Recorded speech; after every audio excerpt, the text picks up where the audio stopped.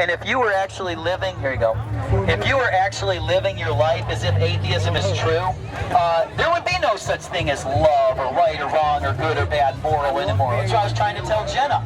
If atheism is true, hydrogen and helium shoot out into frictionless space plus time gives us everything that we have. So if all we're doing is living in a universe that's nothing but hydrogen and helium molecules, and then actually, because of the helium, you have to look into helium mass gap 5 and helium mass gap 8. It's actually not even scientifically possible for, if the Big Bang is true, for us to go beyond deuterium, a form of helium.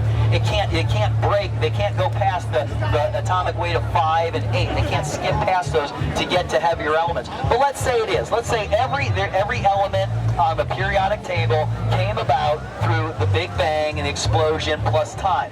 Well, still, all we are is a universe of nothing but sodium, chlorine, argon, xenon, calcium, carbon, oxygen.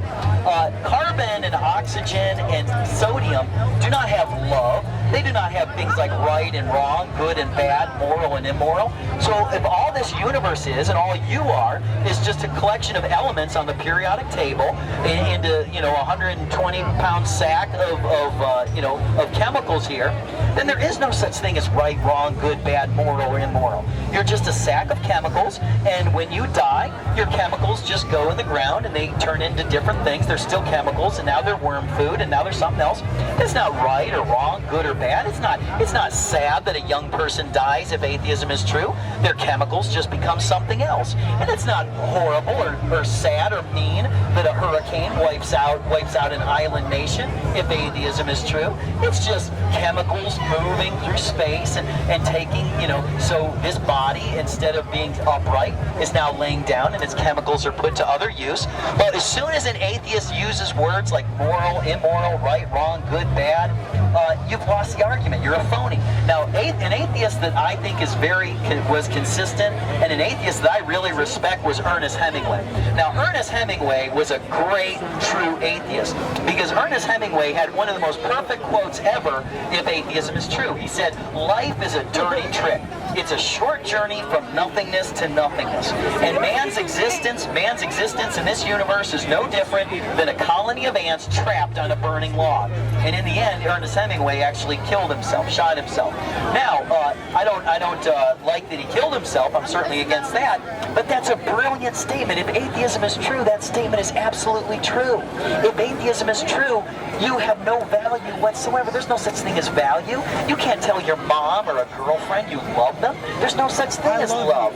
There's no such thing as love. There's no such thing as courage. There's no such thing as atheism is true. So I want you to embrace it. If you want to be an atheist because you love your sin and you don't want some God wrecking your party and you don't want to be obedient to God, so you say you're an atheist, then I want you to live it out 100% if atheism is true. And I don't think you can. I don't believe that you can actually live as if atheism is true. Because if atheism is true, when you die, you fade to black. You're gonna have no memory of what you could have done more of. You're going to have no appreciation for what you did that was awesome. You're not going to have any memories of everything you did. You're going to fade to black, and nothing that you did all your life will have made any meaning.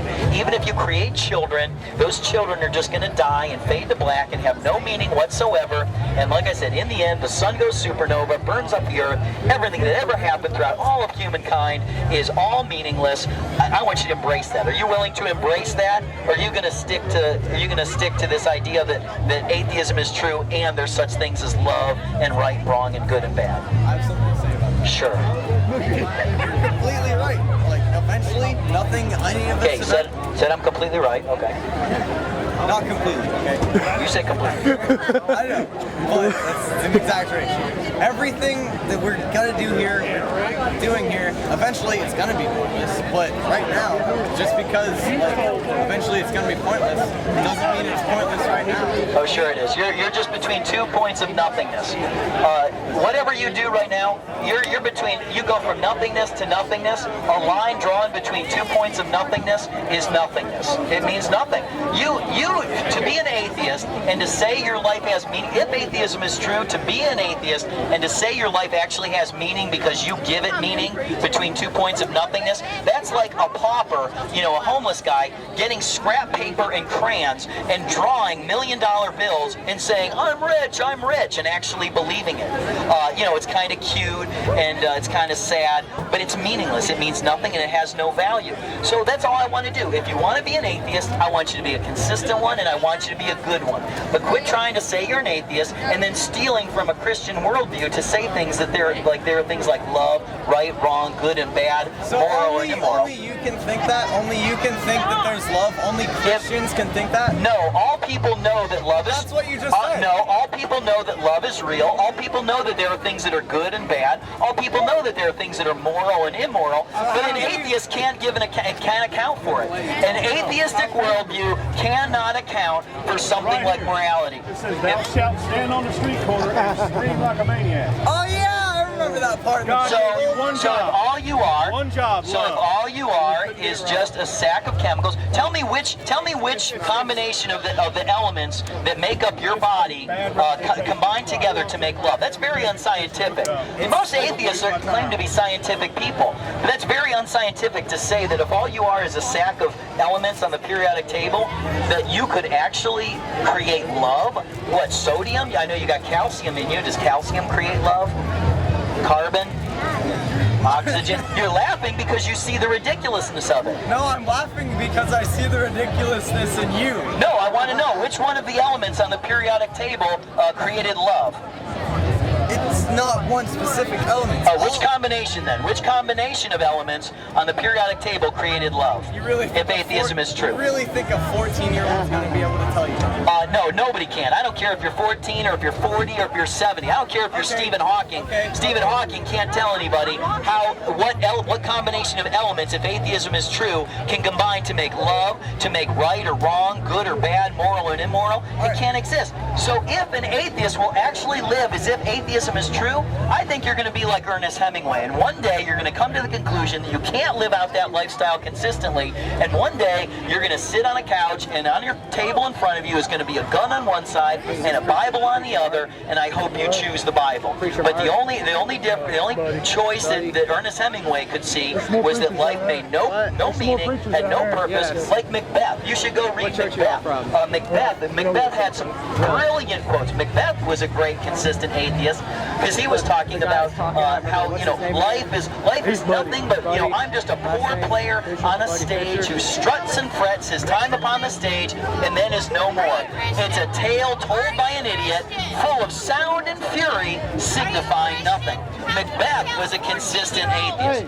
Macbeth was a consistent atheist because he understood that his time on earth was nothing but a man on a stage full of sound and fury, signifying nothing. So, all right, do we have any other questions? All right, one more question. All right. So yeah, you told me that nobody can tell you what combination of elements creates love. Right, because it can't. Even Stephen Hawking, all right? So answer me this. Nobody can tell me where God came from. Not even Pope Francis, all right? Yeah, Pope Francis is a hellbound sinner. Pope Francis is a wicked man. Pope Francis needs to get saved or he's going to the same hell that all the atheists and all the drunkards and everyone else is going to. Okay, but so don't listen to Pope Francis. That's your person. Where God came from or no? God is the uncaused cause, just like I was telling Jenna.